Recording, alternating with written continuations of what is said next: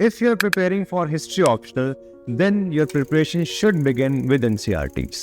NCERT वो gold mine है जिसको आप सही से पढ़ के इवेंचुअली इस एग्जाम में एक्सेल कर सकते हो। लास्ट ईयर हिस्ट्री ऑप्शनल के एंशिएंट इंडिया सेक्शन में 9 क्वेश्चन में से 6 क्वेश्चन डायरेक्टली NCERT से थे।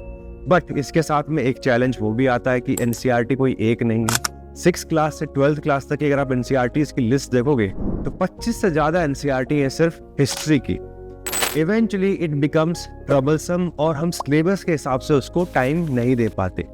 इन सारी प्रॉब्लम्स को सॉल्व करने के लिए I am coming out with important lectures on ancient India. If you are somebody who is preparing for civil services, then these lectures are going to be very, very important for you.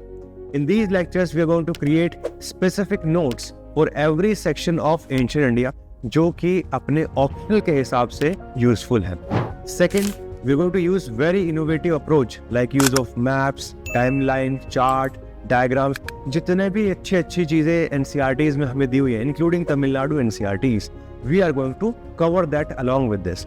So if you are someone जो कि अच्छे से preparation करना चाहता है, सही से begin करना चाहता है और इस एग्जाम में मेरी तरह एक्सेल करना चाहता हूँ, है ना, जिस I was able to get more than 320 marks in history optional, तो अगर आपको भी वैसा कुछ चीज़ अचीव करना है सिविल सर्विसेज एग्जामिनेशन में, then you can become a part of this series. आपको करना सिर्फ ये है कि आपको डिस्क्रिप्शन में एक स्पेसिफिक फॉर्म दिया हुआ है, you can just register on that.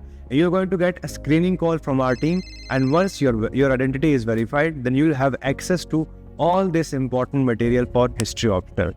इसको अगर आप सही से कर लेंगे, जैसे मैंने आपको बताया, आपकी at least initial part of history optional preparation will be on the right track, and this is something which you should not miss. So start learning with me and enjoy the process of UPSC preparation. Thank you so much.